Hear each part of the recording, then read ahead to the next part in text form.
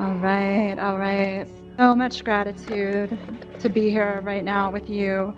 So greetings, friends, sages, healers, artists, futurists, spiritual seekers. Wherever you are located in the spectrum of the many shades of spirituality, religion, or new aginess, wherever you are physically based in this wild world, we want to take a moment and welcome you to the Solar Shrine. This is a very special corner of the metaverse, and this is a unique community discussion on the ever fascinating topic of spirituality and technology.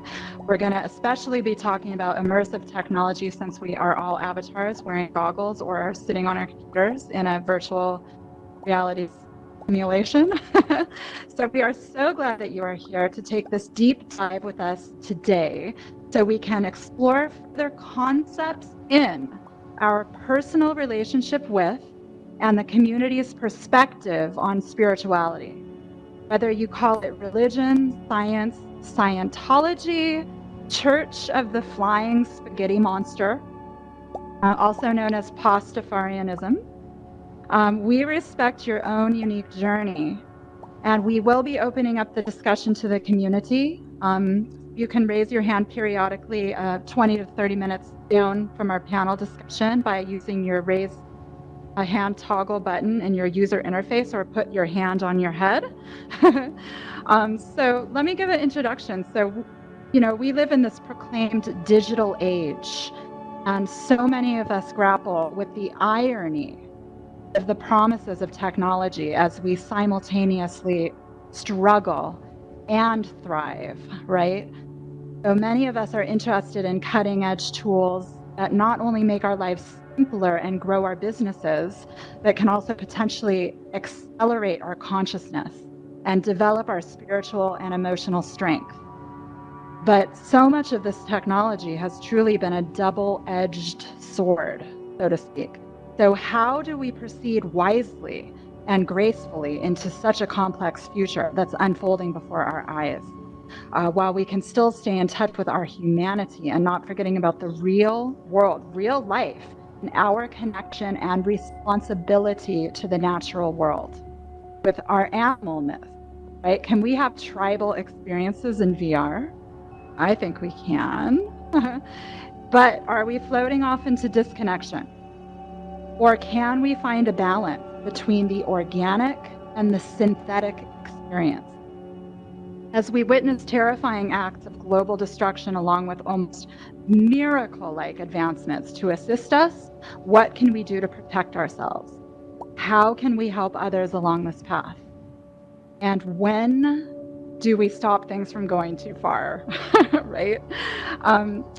Anyway, here to help us take a deeper look at some of these conundrums and these existential dilemmas are our amazing panelist speakers that have so graciously come to us today and agreed to be a part of this discussion to inspire you. So first, I'm going to introduce Artsy in red here with the heart emojis. So Artsy is an incredibly talented 3D artist, interior designer, world builder, founder of LexXR, which is a virtual reality asset store, and a highly prominent Altspace community leader. Many of you know her and love her. She also has a nonprofit healing practice called the Spirit Garden, where she teaches and coaches men and women how to release trapped emotions, reprogram subconscious beliefs, and manifest your dreams with ease. And Artsy utilizes VR as a visualization tool, a meditation space, and an avenue to continue her philanthropic work. Next, to the far right, to the far left, stage right, that is, we have Jeremy Nickel in the purple shirt and hat. And Jeremy is a reverend. He earned his master's from the Pacific School of Religion and an MA in alternative liturgical practices from the Graduate Theological Union, both in Berkeley, California. He's ordained a Unitarian Universalist minister. He served at the Mission Peak Unitarian Universalist Congregation in Fremont, California. And Nickel founded Sacred VR and also Project EvolVR, which EvolVR is very active in Altspace, by the way. So This is a resource for health and wellness in the community in VR, and he's led meditation sessions and taught for over 2 decades in real life as well as online. And his interest primarily lies in exploring the intersection of technology and spirituality. Okay, so next to me is Adrian Driscoll. He's an award-winning director, storyteller, immersive event producer, designer in the entertainment and music industry, and a VR/AR expert whose work and vision has been featured in Forbes, Entrepreneur, Thrive Global, BuzzFeed, the list goes on. And he's worked with Oculus, Microsoft, Jaunt. He's also a humanitarian working to end homelessness in Los Angeles and worked with the United Way of Greater LA to create immersive 360 experience, educating people through the process of receiving supportive housing, as well as getting inner city kids involved on VR projects. And his goal and focus is to focus on the deeper side of VR and mixed reality to destroy the stigma of VR being just for gamers. And lastly, but definitely not leastly, our other lady in red with the red hat over here is Caitlin Krause, and she is a renowned keynote speaker, a VR experience designer and developer, and founder of MindWise. Her work focuses on creating experiences that increase awareness, emotional intelligence, and breakthrough ways to collaborate and express human ingenuity. She incorporates research and creativity in neuroscience, design thinking, technology, communication, and media to promote compassionate, empathetic connections at a local and a global scale. She authored the books Designing Wonder, Leading Transformative Experiences in VR, and Mindful by Design. So everyone give it up for our speakers today, because, you know, we put a lot of work into this, and we really are here to inspire and invigorate the community and get this discussion going and keep the ball rolling. There's so much. It's just a really juicy topic. So we're going to go ahead and open it up to our panelists first. The first question is actually, everyone has a different interpretation of the word spirituality. So maybe we can take a few minutes to focus in on the concept itself. How do you actually define the word and your relationship with it, y'all? And we can go, anyone wants to go first? How about the Reverend gets us started on this one? I had to write a paper on this in seminary, I'm sure. Yeah. Reverend Jeremy Nickel. It's a slippery word. I think it's an interestingly slippery word, right? And so I'm glad you're asking us to at least go on record and state what we think it means. But, I think it's a reaction to religious when I use it. And I think of religious as an institution that is historically set in a certain religious tradition and has offices and money and all this stuff behind it. And that institution holds some spiritual technologies, some prayer, some holy books, some different things. And I think most of us are really interested in just talking about, what the hell is going on? What are we supposed to do with our life? Is my purpose here? What does it mean to be a good person? And I think when you're diving into those questions and you're free from that institution part, you're doing that spirituality thing. You're in a personal relationship with those questions. You're not worried about dogma that you've had to take from someone else. You're just in your own place, trying to figure out your own stuff and finding some travelers to do that with. So that's what spirituality means for me. It's when I'm doing my own work and I'm in my own authentic place with trying to wrestle with those questions. Perfect. Hallelujah.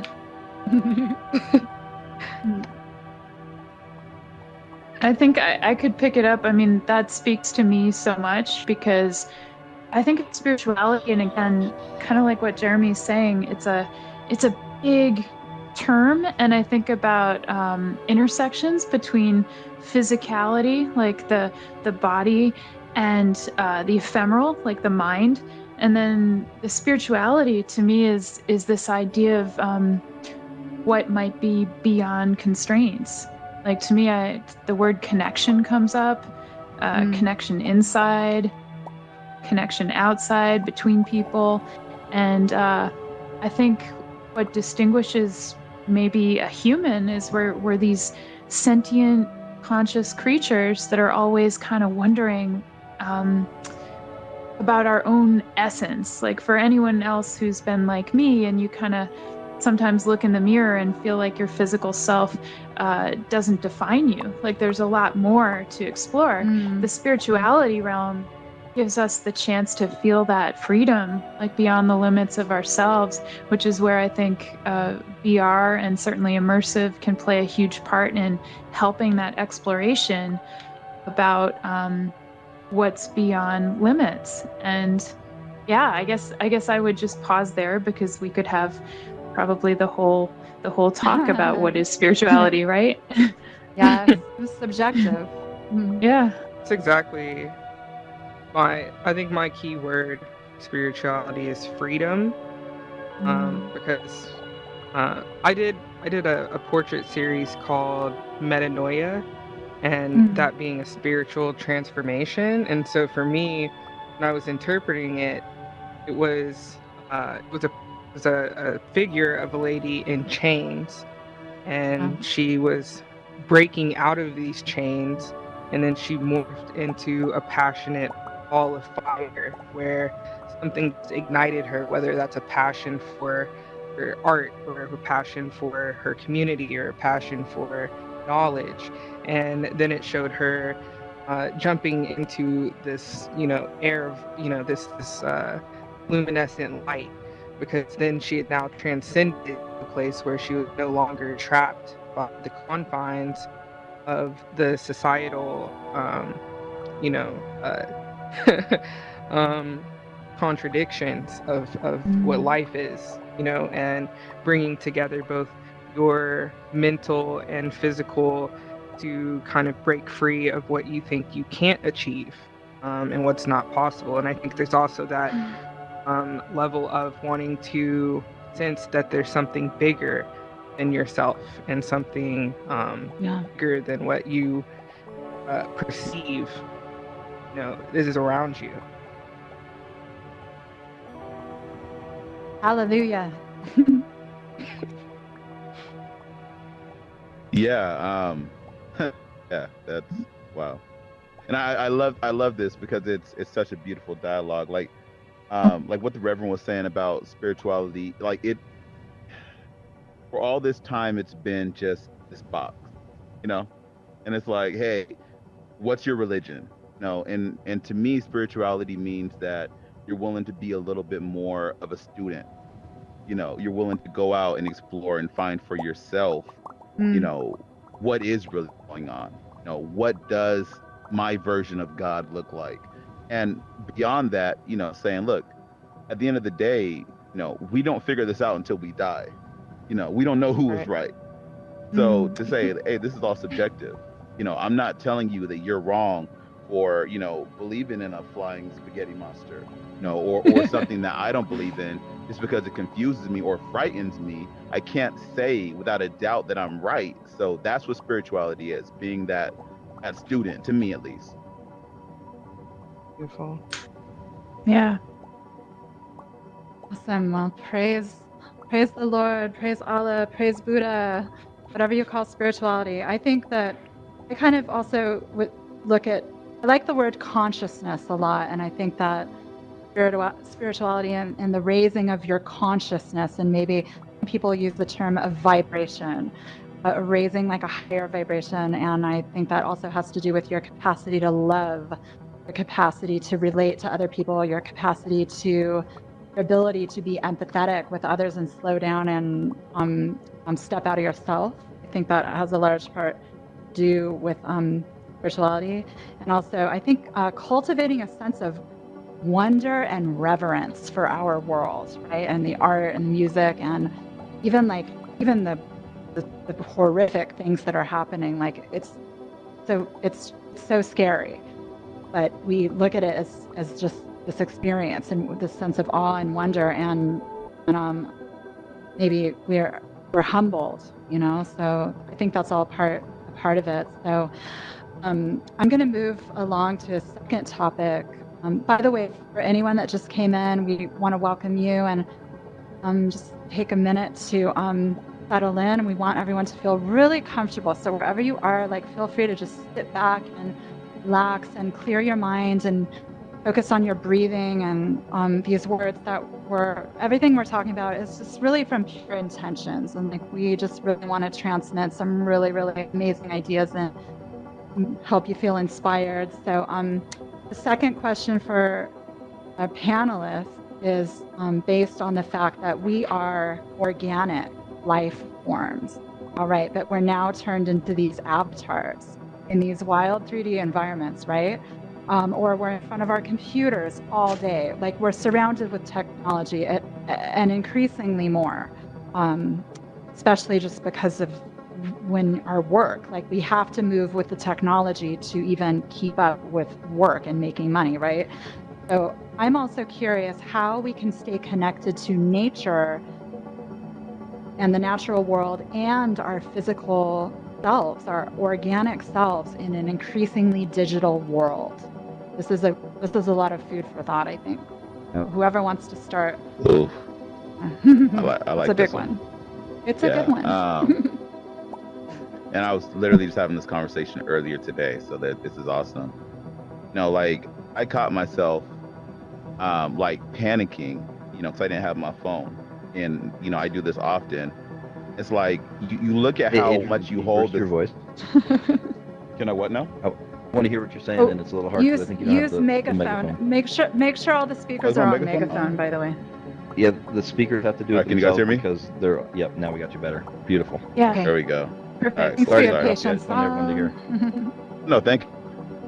So yeah, so I mean, I was literally noticing, like, I was panicking because I didn't have my phone for a second. You know, we get so connected to this technology that as creators, you know, we forget all of the beauty around us. Like, when's the last time, like, just stopped and, like, looked at stuff, like, looked at nature, you know, looked at the beauty of the world? You know, it's like, we want photorealism in VR. We have photorealism in life, you know, like, and we don't embrace it and appreciate it. And I think we get lost in this have to go, and we forget to slow down sometimes, you know. Like, my wife looks at me crazy because sometimes I just go lay in the middle of the grass and I start earthing out of nowhere, you know, and it's just, and, you know, and I had to explain to her the benefits and the power of it, you know. Sometimes I'm just like overwhelmed. I'm like, you know what, this is too much. You know, I'm an empath. Yeah. I see everything that's happening. It's too much.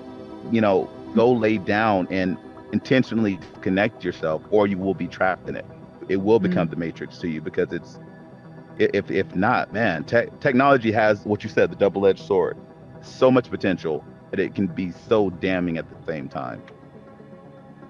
There's absolutely no replacement in technology for good old vitamin D, right? Straight from the sun. Okay, so I have failed tremendously. You have a nice VR tan, though, I have to say. You spend so much time in here. Yeah. I've failed tremendously this past year. This is my first year, like, where I spent an ungodly amount of time, you know, giving myself completely to technology in a way that I haven't in my past. I was a portrait photographer for 14 years, and I primarily shot outdoors. And so when the pandemic hit and I wasn't able to do my portrait photography, I just kind of, like, completely got lost in here. And, like, I had built parks, a lot of us did. You know, like, I had built, you know, like, outdoor, you know, like, water scenery in here. Like, I've built worlds in here that I could have been experiencing on the outside, which gives me a bit of cognitive dissonance, because it's like, I walk into Artsy's park and I feel like a relief. Like, I feel like left, you know, like the greater society of Altspace, and I went to the park, you know. And it gave me a weird sensation, because I felt like I would if I had actually just walked to the park that's behind my apartment complex. And I just remember one time feeling extremely overwhelmed in here and unable to find a place that felt safe. And I just was like, it dawned on me that I just needed to go outside like that I just needed to go outside. So I walked to the park, and I climbed up a tree, and, like, sat in the leaves, and just stayed there and embraced like what I was feeling in that moment. And I was like, this is something I can't create, like this is a creation that was made by somebody that's not me, and that's okay, and I should appreciate that. And I don't have to recreate everything that has already been done. So it's, for me, that waking up to the fact that, there's value in VR, there's value in technology, to remind myself not to forget how greater value there is in just the natural world. Yeah, absolutely. That speaks to me. I think because so much of my work has to do with wonder and storytelling, I think a lot of our connection to nature is very elemental. And also, we might be at an interesting point in human evolution where we've started to kind of augment our reality with an impulse to narrate it.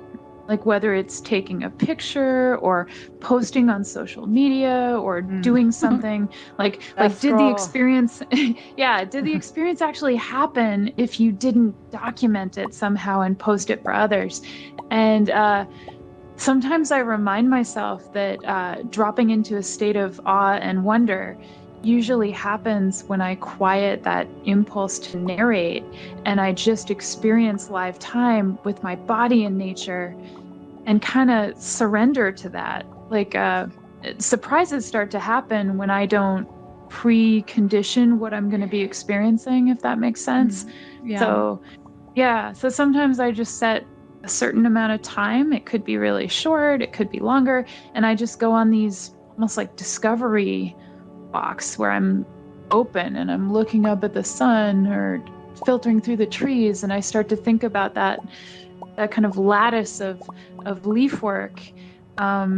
Sometimes I pretend I'm an alien dropped off of a spaceship. Like this is an exercise in designing wonder. Like how would an alien explain, something that's happening around you if you didn't have language in a traditional way? So I often try to hack my own impulses and stay curious and stay open and stay self-loving, because we all get disconnected from time to time. And I think, it's natural, but just those simple reminders that my body is a creature of nature, and that I need to shake it up to break it up with some humor. It usually brings me back to myself, and I'm able to give more to my community, my social worlds afterwards. Thanks for the great questions. Yeah. I don't know that there's a lot left to say after all that. I think one of the things I have trouble missing is when people build VR worlds, they're almost always outdoors. I mean, people don't build a lot of worlds where you spend a lot of time indoors, and the templates that Altspace gave us do that. We don't use very much. In EvolVR, almost every single one of the worlds we've ever built is about celebrating nature. I think this is a stop on the whole like spatial computing thing that's going to keep playing out, right? And right now we're in these goggles, and we're very much in a VR experience by ourselves in a room with lots of people in the world. But this isn't the final stop on this journey. And just look at what Pokemon Go did when it first hit our smartphones, whatever that was 5 years ago. The whole world was outside chasing these little Pokemons, right? So VR's going to move into spatial computing. It's going to be something that melts into your everyday, and it's going to get you outside. It's going to be part of your outside. It's going to help us connect more. So yeah, I mean, I don't get too stuck up in exactly how much it is an isolating physical experience right now, because I really think that's temporary.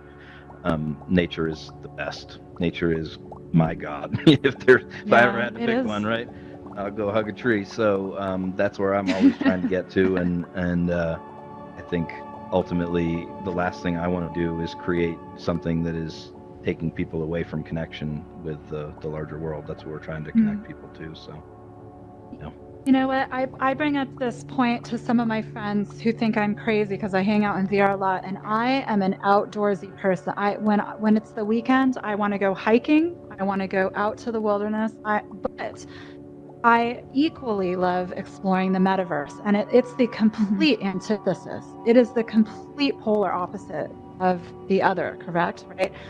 But well, in here we still have the homages to nature, and people. I always feel like art, on some way, shape, or form, is honoring and representing the beauty of the natural world in so many forms. But isn't it funny how directly different it is to hang out in here, and how you can still have a deep reverence for the natural world?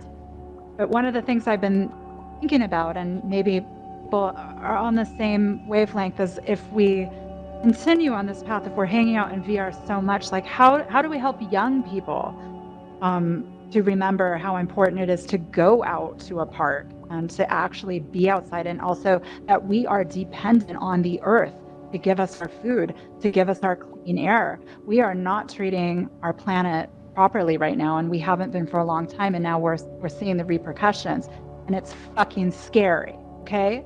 It's fucking scary. I live in California, and my beautiful state is on fire. And I'm saying I have personal responsibility. I am a part of this just as much as anyone, from driving a car or, eating. I don't eat a lot of meat, but y'all contribute here. But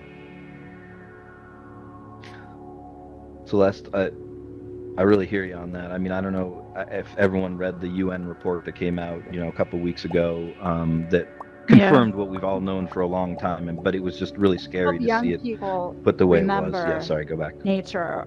How do we do it? So I think this is the tool. I mean, like I said, this is one little stop on it where we're all in these little spaces, but we're connecting people around the world, and ultimately our governments are not going to do this. I mean, they've shown that they are not going to do this. They're not physically capable. They're bought and sold by the people who are invested in pollution and mining and making an economy out of trashing the earth. What we need to do is create something that can fight back against that. And we are at the forefront of people who are literally in spaces with people from around the world every day. So I think that we need to be more intentional about flexing the power that we're starting to build in here. I mean, I've been thinking about this a lot, Celeste. It's been on my mind a whole lot. Like, what can we do with the muscles we're starting to build in here to try to change the things that our governments just are clearly not going to do? So, I mean, I think there's, the kids actually get it more than we do. I mean, the kids are pissed at us, rightfully so. In some ways, we just got to get out of their way. But I really believe, it's time for us to stop thinking the government's going to do it and start using what we have here to make changes. I think that speaks to go ahead. It's just the need for civil discourse. Like, I think there's more discourse in places like the metaverse, and I don't think it's binary. Like Jeremy, this idea of intersectionality, like people can come from different areas, different backgrounds, not be as siloed, start to hear. I'm actually a big fan of disagreement. I don't think that worlds all have to have people saying, oh yes, I absolutely agree. Because I think that actually when people start to debate and solution seek, that's when maybe there's not as much of an agenda at stake, or, like we've talked about some of the roadblocks to getting things done. I think that younger generations hopefully can consolidate and have their voices be heard through having a connection to technology. And I think hopefully not to lose that connection, that visceral connection to nature, because it is so sacred. I think we can help mentor that relationship in a really caring way, because I know that there's a higher risk of like right now there are rising rates of stress and anxiety, and well-being is such an important metric for global wellness and happiness. I just think it's deeper than a country's GDP or people's just the new metrics for how we deem success. How do we deem that a place is thriving? Flourishing, I think, has to do with human care for each other. So hopefully that plays a part. And I know you had a lot to say, Artsy, so I'm passing the mic to you. Thanks. Thanks. I think what you said was beautiful. I think mine is it's a two-part to this question. One is VR and technology as a super powerful visualization tool, and the other side being sustainability as far as offloading some of the activities that we participate in the real world, offloading those into VR experiences to kind of cut out the impact of community and entertainment and stuff like that. So first one being visualization. I think that when I came in here, I automatically realized that from a spiritual and a subconscious psychological component, that VR is like the most immersive tool that we could use to transform the mind, the very fabric of the mind. Because we know how powerful visualization is. Not everybody is visual when they meditate, and so for me, building in here has been a perfect way to visualize and really encapsulate it by your visions for the future. And I've seen a lot of people come with ideas of how to show in a world, in here specifically, like how our future could look. So it's like it's going back into the past, recreating the past and showing people how it was, and then moving them on a transition to how it could be in the future if we just come together. And I think that really lays the groundwork for people to have a communication and a dialogue about what's possible in your side of the world, So I think we're on a good path, and there are people coming into this space with that vision in mind. And I think bringing the younger generation into that will help them, see and express through, the future of what we want for our world. Love that. Adrian, do you want to chime in? Yeah, please. And I totally agree. I think everything you guys have said has been phenomenal. I just think I should add that we as adults, some of us parents, we need to take this extra layer of responsibility. And I think there is this technology disconnect. We hand our kids a screen to keep them from bugging us, and instead of saying, look, this is a tool. And I think it's very, very important we use, virtual reality and all the other XR, until they add another letter. Like, this is just a tool to reconnect us. I was doing, have a tour that I run called Jesus VR. We teach Bible stories through 360 video. And like you said, not everybody's visual, so it's like, hey, this is, instead of reading the Bible, now we're going to give you this actual visual to, translate this into and embed it in your mind.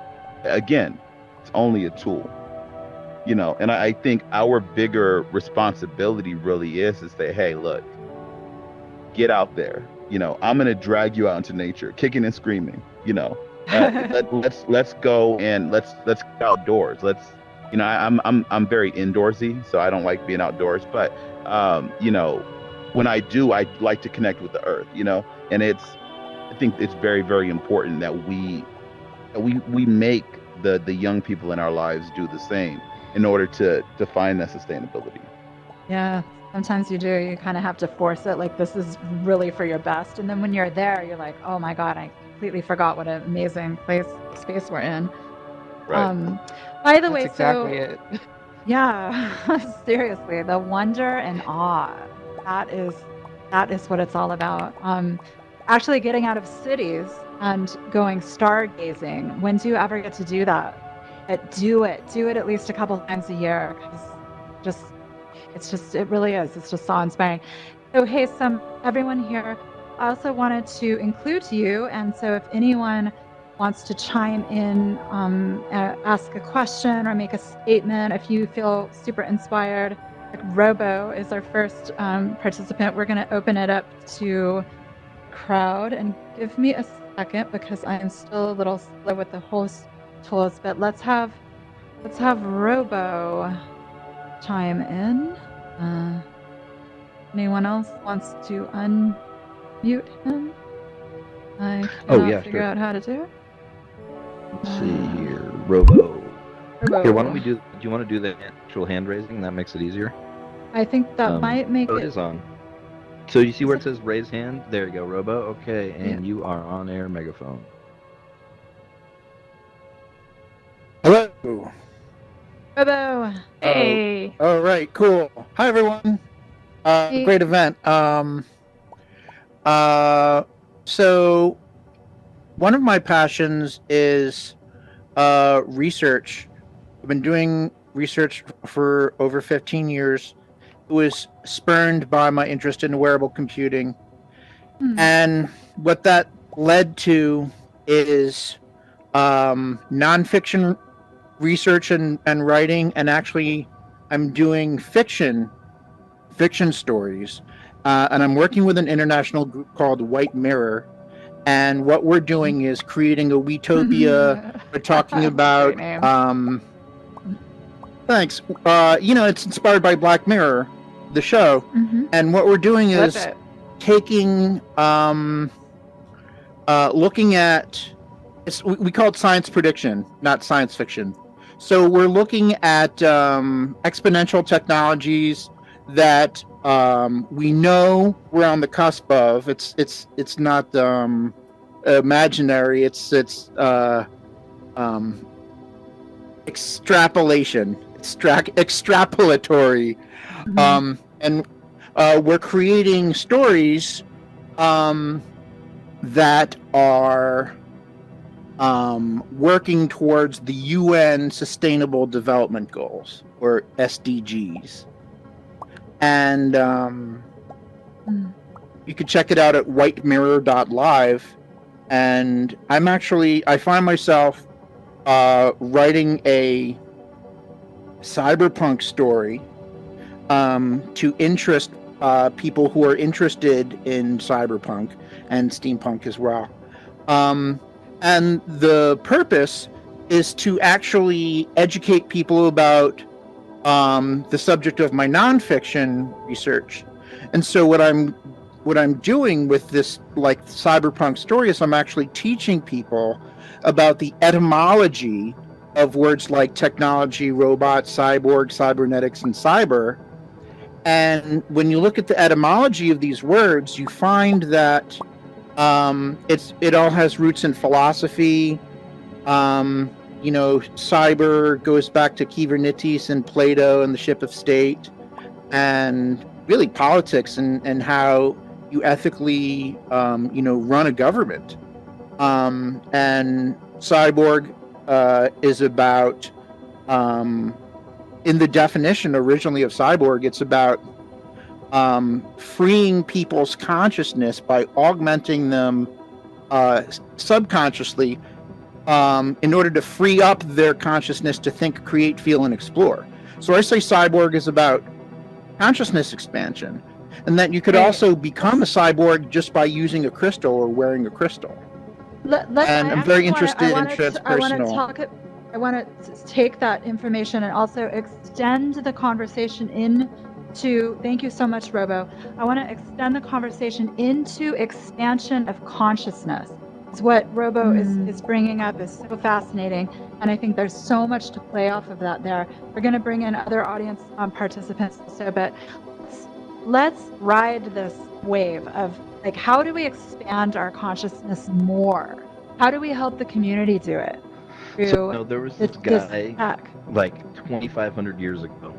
He wanted to figure out a way to be released from suffering, and he had a whole journey to get there. And he discovered, he became enlightened. He discovered meditation, and we call him the Buddha. And that technology has been passed down to us, and it's become extraordinarily important. Well, he didn't have VR, but if he did, he would have taken meditation into VR, and he would have gone even further with it than he could, right?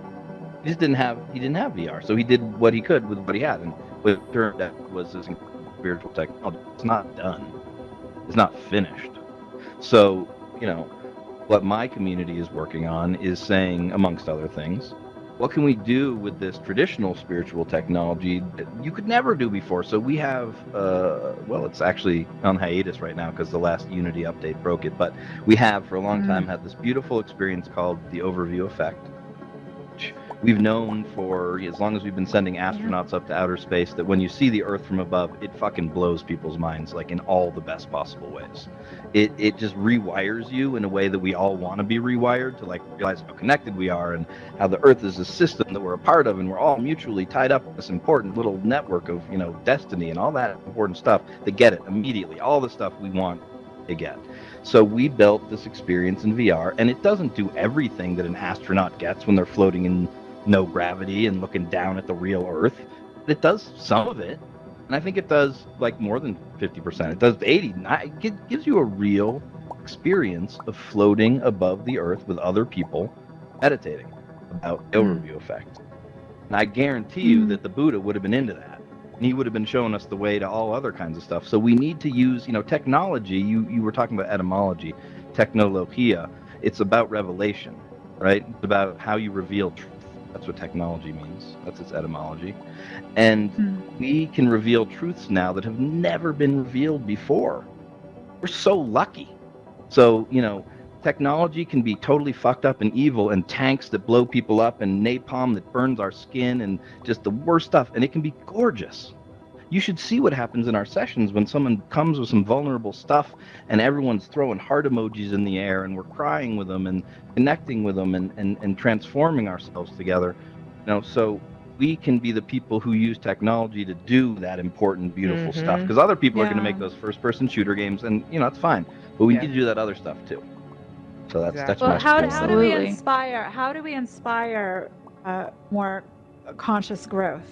Let's continue this conversation. It's so fascinating. How do we inspire it in others? How do we explain this technology so that it can catch on and help our consciousness? I feel just drawn to throwing out those words again, wonder and awe, because the overview effect that Jeremy's mentioning really amplifies that sense of wonder and awe. And to me, there are many facets. The word wonder doesn't mean that I'm just like, I don't know what's going on. It can also mean that that you're doing a deeper level of conscious consideration, like to be minded. I know that Adrian was talking about that sense of openness and open to what falls in. Recent studies of the brain have shown that there's 2 human emotions that fire the strongest, and they're actually anger and wonder. So you've got awe and wonder on one side, and you've got anger on the other side of the spectrum. And people like Dr. Keltner, who's at Berkeley, he founded the Greater Good Science Center. I recently met up with him, and he was saying, I don't know anything about VR. Like he's really curious about technology. His lab does all of the studies about wonder and awe. And I think there's a convergence about to happen where, finally science can track some of the things that we've been feeling in our bodies for centuries. And we can have more understanding about what's going on the inside, hopefully building these conscious communities. So that's what's speaking to me in this moment. Absolutely. Yeah, I love that, Caitlin. And I think what you mentioned the doctor in Berkeley. I think we need to expand our knowledge as creators and pioneers. Other people who are doing this, let's not just try to run the class ourselves. Let's try to bring the other teachers in, because they have insight and knowledge and ways to expand the minds in ways that we couldn't even fathom. But they're only used to this linear path. And as you guys know, VR is completely non-linear. It's like we can do whatever we want with it. So let's try to bring other people in. Let's set up these 5-10 minute meetings and blow people's mind with just what VR is.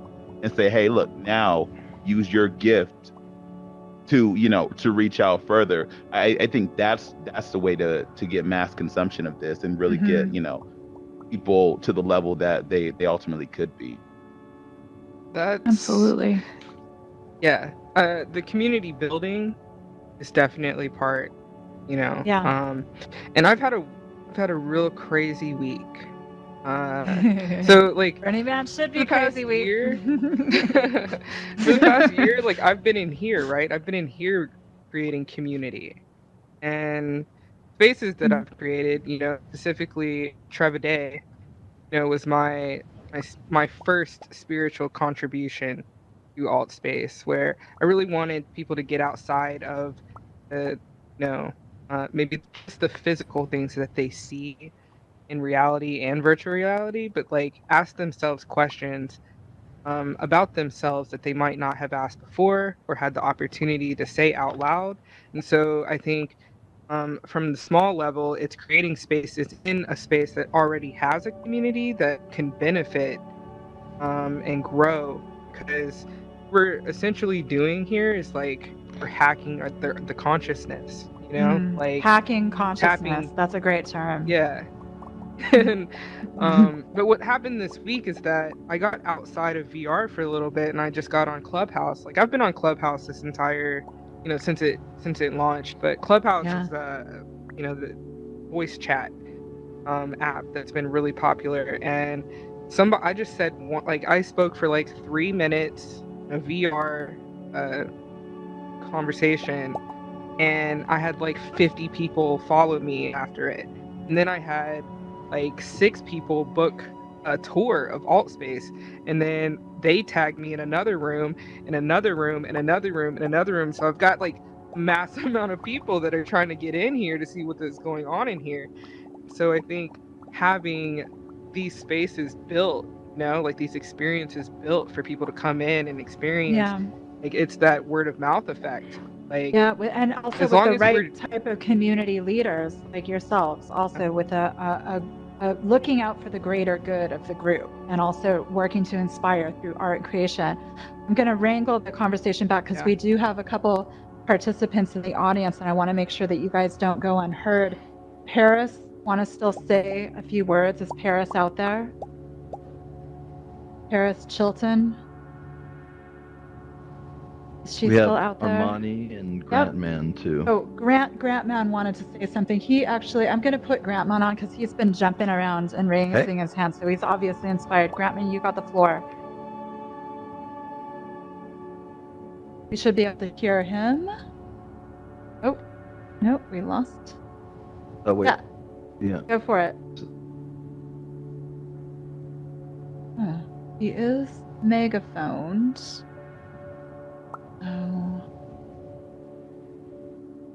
Oh, it's always something with tag.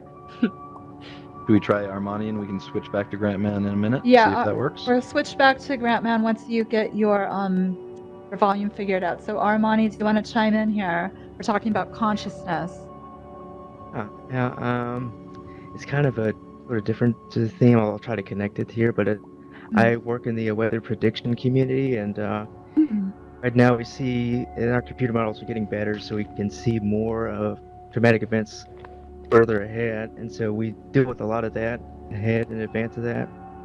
So I guess a quick question for that is how can we connect consciousness and technology and spirituality with recovery, and how to deal with that in terms of people who deal with dramatic events both ahead of time and after the event happens. Yeah, trauma, I definitely, you mean? I got to work on that one. I mean, dramatic. I think the world is. You all know what direction the world's going in environmentally. I mean, we have not caught up with what we need to catch up with, and we've done some terrible damage that's not going to be fixed in time. The most important way you can equip yourself for the future, besides maybe learning how to cook with wood stoves, is to be non-anxious. Is to be a non-anxious person who can bring a non-anxious presence to those around you.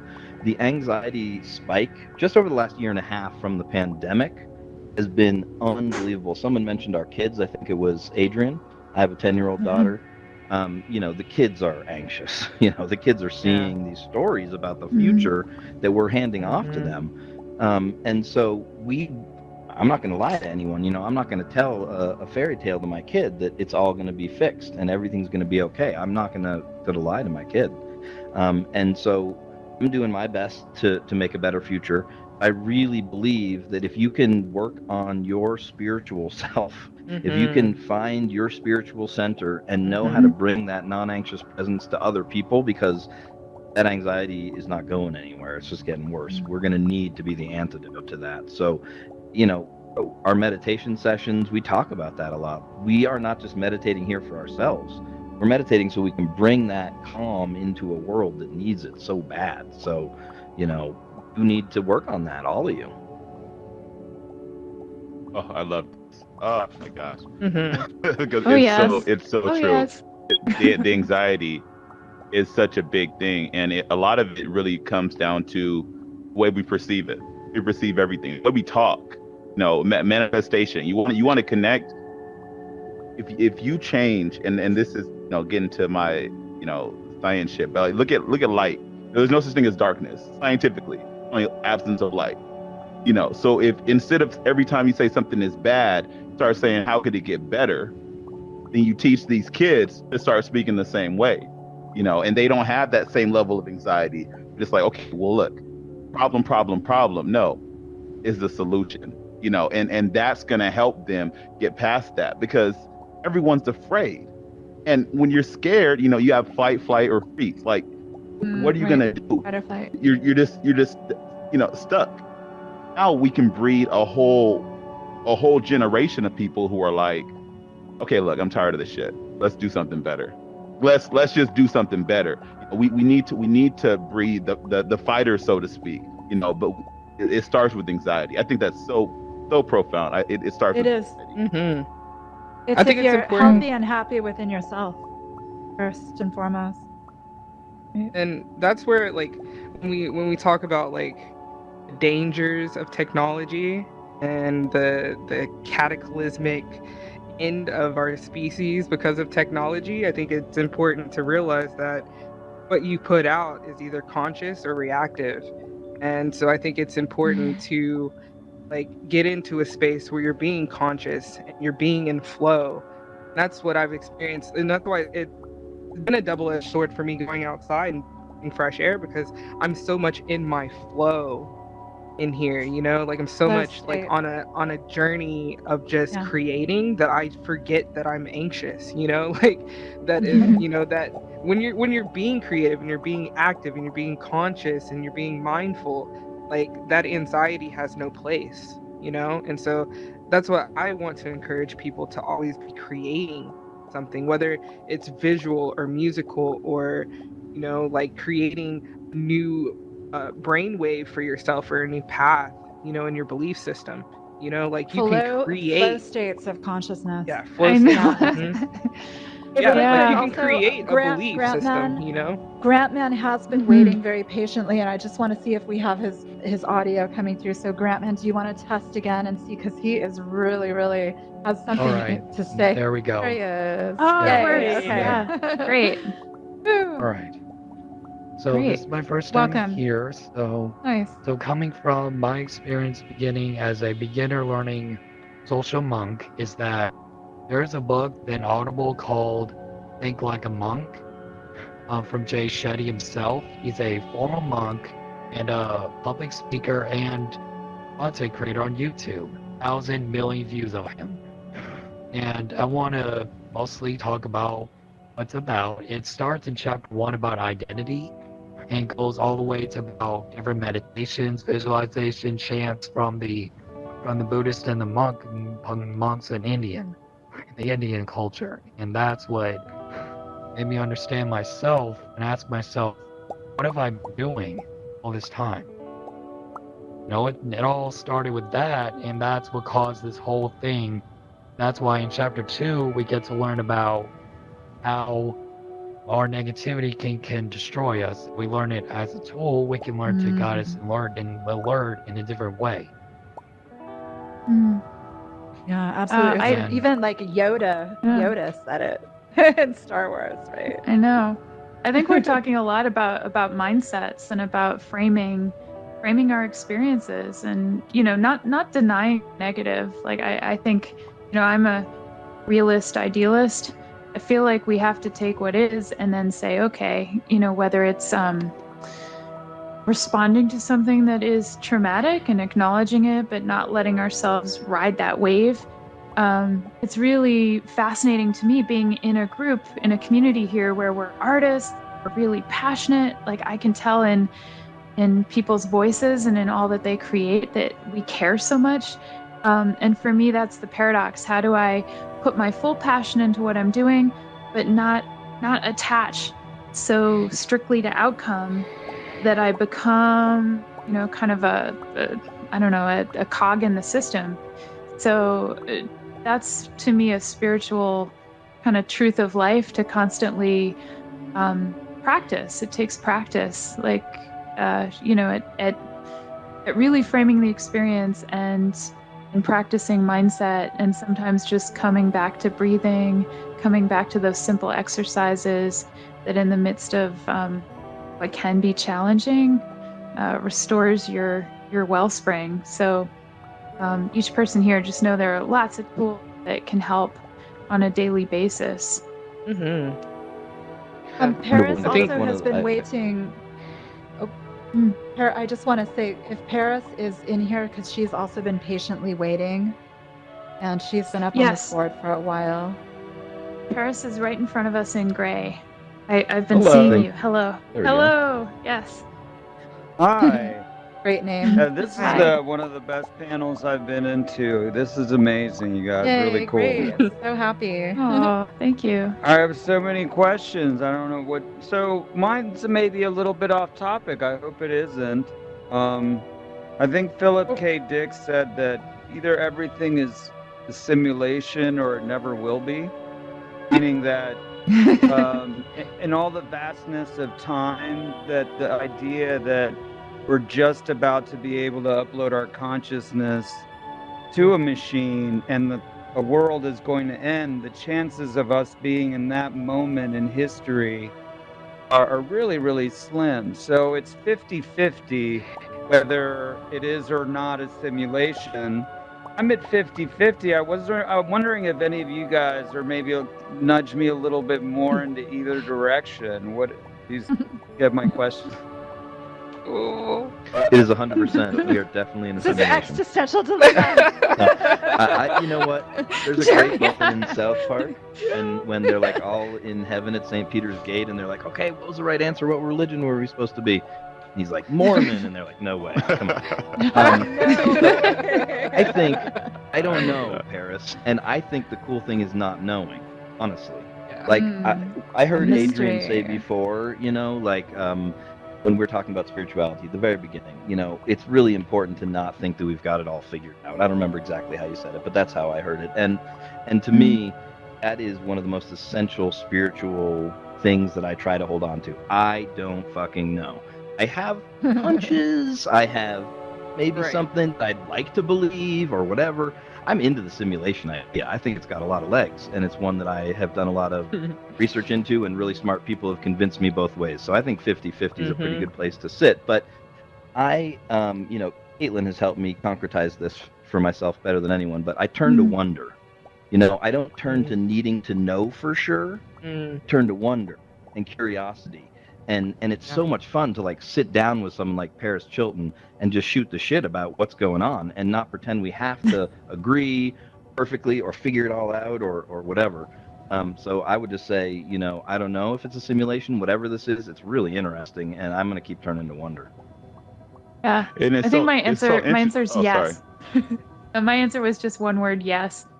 Well, I mean, but think about what people say. It's like, can we be downloaded into robots? Like, it's already been proven the human mind is so much stronger and compute. We're here already. This is just a vessel. This is a vehicle that we're in for, 100 years if we're lucky, or however long you're here. And then we get downloaded spiritually into another computer.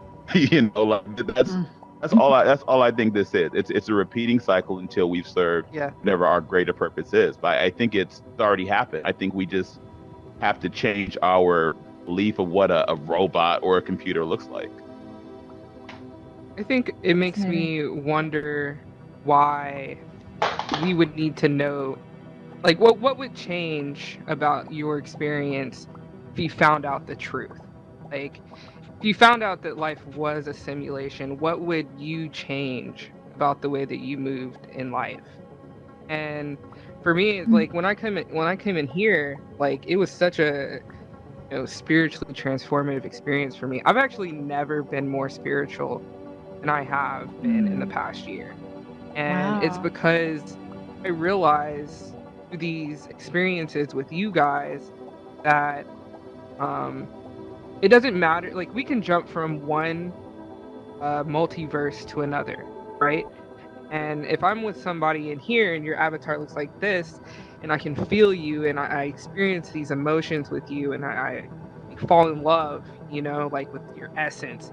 And then we go over to VR chat and you're a soup can, and I'm still in love with you, like I'm still, I'm still like, oh my God, like you're my person, like it's a very weird thing to fall in love with a robot. It's a very weird thing to fall in love with a cartoon. Very weird thing to fall in love with a soup can, and to realize that, like, whatever essence is behind that inanimate object is a real live spirit, a real live consciousness that's part of me, and that's just, for me, I didn't need to figure it out. I just know that this is dope as fuck, and I want to continue. I want to talk about the same topic, is love in the metaverse, all right? Because this is a part of our spirituality. We're loving beings. We're sensual beings. We can only get off so much in VR, right? But who here has fallen in love with an avatar? Raise your hand if you've kind of got an avatar crush. Yeah, for crush. I want to see. I want to see it. Raised hands if you've actually fallen for someone that. Sure. Yeah. See, why not? Because you know what? You fall in love for the right reasons in VR. Maybe you actually fall in love with someone because of their actual personality and not just their sparkle pony good looks, right? So, good for you if you've fallen in love with a soup can in I've VR fallen in love a lot of times, and I continue to fall in love, and it's like one day I woke up and I was just like, wow, I am attracted to a robot. Well, because here's the amazing thing about VR that none of us expected, or at least I didn't expect. I thought it was like fake people, right? Like, you make a fake thing that looks like someone, and who knows who you really are, and you'll just be, whoever you want. It's not real. It's the opposite. It is the exact 100% opposite. People come here and they're so real because they don't need to bullshit. Like you said, they don't need to pretend they're the beautiful sparkle pony or whatever. They can just be them. And people get real so quickly, it's almost disorienting. It's like you want to like protect your, is this real? Like, could this be really happening? Yes. But in VR, there's this magic thing where, so yeah, of course people are going to fall in love because they're going to actually connect to people in a way that we never get to in the real world these days. We're so broken up and divided and separated and blah, blah, blah. But here, you get real with people and you get to see who they really are and not worry about all the other stuff. So absolutely, I mean, it's one of those things that's hard to tell people. I want to bring the audience in also because we have a couple raised hands. So Ubi, do you want to chime in on the same topic? Are you out there? Ubi. Yeah, I'm over here. I'm up here. Hi, Ubi. Ubi. I just raised my hand because when you asked has anybody like I guess fallen in love or like with an avatar and stuff. I know I have it. That's the only reason I raised my hand to say that.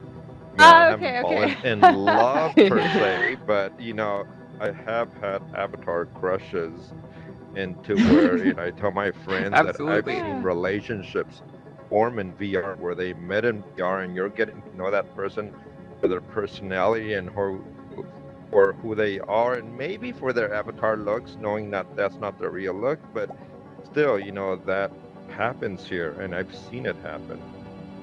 That's all. I think I've seen a couple get married after meeting in here. I DJ'd a wedding in the metaverse and it was one of the coolest weddings I've ever been to and it was so weird. But it's a testament of love, right? Two of them, yeah. I think this is a nice link too for me. I know I said yes to the question of are we in a simulation or is it real? You know, I think that something interesting is that the quality of attention, when you pay attention to something, that's almost the most precious commodity. And here in VR, you can actually really pay attention to somebody. Like I can color someone's emotions through the nuances of their voice. You know, they can describe to me something in visuals, and it's kind of like what Artsy was saying before. I mean, I could conceivably pay better attention in VR because I'm not in that same distracted kind of setting. So I think it's interesting. We could be in many different places and spaces here that let us have even deeper connection. So far, you can't stare at your phone in VR, so you actually have to pay attention to the people you're talking to. It's a beautiful You're thing. in your phone though in VR, You're in right? your phone. I You are in your with the headset on. Yeah, well, everyone has that little nose hole peek, right? You get to try to look right through that little crack there. And get a little bit. So when people say, is this real? It's like, well, the time is real. I've dedicated my time to being here right now. So to me, that makes it very real. It's all an illusion. So I would say, actually, it's not real, but neither is anything else. But I think that's kind of what you mean, too. Exactly. What is reality? Is my body real? I don't know. It's funny. We had a woman who's a really well-known in Europe, a really well-known Hindu teacher, and she was talking about coming in to lead stuff in VR, and she decided not to because she felt like it was disrespectful to her body to take on this illusory form in here. And I just thought it was the most ironic thing I'd ever heard, because I just think one of the teachings of Eastern thought and one of the points of so much of spirituality is like it is all illusion.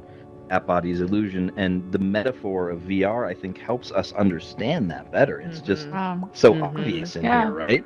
Interesting. Yeah. Well, let's unmute the audience and let's all be together. So we can't all talk at once, but let's just let's have an experiment. Maybe we can even get off stage. Maybe let's form a circle to close out a little bit, and because we're getting on that time, it's about 1 hour and 20 minutes. And maybe we can just all kind of come together. Maybe everyone just feel free to join a circle around this record. By the way, we just want to actually give some props to Artsy because she built this beautiful world. We also have Afrogalactic. Of course she did. Afrogalactic. Let's also pay respect to Afrogalactic. His name is Antoine. He's from Chicago, and he was actually the original architect that designed the Solar Shrine, which is this beautiful structure behind you. And this space, Antoine, do you want to say a little bit about the intention of the art? Maybe you and Artsy can talk about the world that we're in right now. You should be able to talk. Yeah, Celeste, thank you. Very briefly, I love Celeste. She's collaborated with us on a number of occasions for different events. Let's get him on megaphone. He's got to put himself on. So if you pull up the host tools, Afrogalactic, you'll see a little megaphone there. Right there. That's good. You got it. Sorry about that. Yeah, so thanks, Celeste. You're awesome, and this is a great event. So, and I am the architect and artist behind the Solar Shrine, which is a project that received an honorarium from Burning Man in 2020, and we thought we would, go out this year because Burning Man was canceled last year, and then it ended up getting canceled this year. So we're actually working on building the physical structure here in Chicago. And the Solar Shrine is based on ancient Egyptian and Nubian cosmology, and it's really connected to the sun, also the ancestors at the same time. So it's at Burning Man next year, it'll be aligned with the sun to rise in the east, which would be 6 degrees north of due east, and basically the sun will go through the gateway. The gateway is 35 feet high, so it'll align with the gateway, and then it'll hit the disc, hit both discs on the gateway, and then the disc on top of the bark or the boat inside of the shrine. This And is so some that boat cosmic is shit. so We're in the right so the boat, and I'm gonna be very brief with you all. The boat and the disc, that's a physical representation of Ra, because in ancient Egypt and Nubia, our ancestors believed that Ra had regenerative powers and was the giver of life on Earth and creator of the universe. So, and the structure around it is more connected to our ancestors. This type of architecture in ancient Egypt and Nubia was called the mastaba, and it was like a place where you would bury your dead. So not only is it connected to the sun, it's also connected to the ancestors, because ancestors are reborn every day with the sun rises in the east, and then, you know, at night they die and they regenerate. So it's a little bit about the project.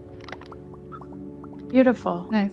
Wow. And Artsy, do you want to say anything about the world build and your inspiration? But by the way, this was a revision, a remodel, because we had the original solar shrine up until recently, and Artsy did a complete revamp. So do you want to talk about your intention and inspiration behind the new world while we're here?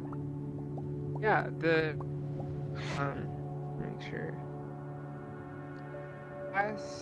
Last year, when we brought the Solar Shrine world into Altspace, the vision was going back in time and putting the Solar Shrine in the ancient Egypt scenario. So there's big, tall ruins and Egyptian statues, the Ankh, and so it was really a place to bring the connection back to the past.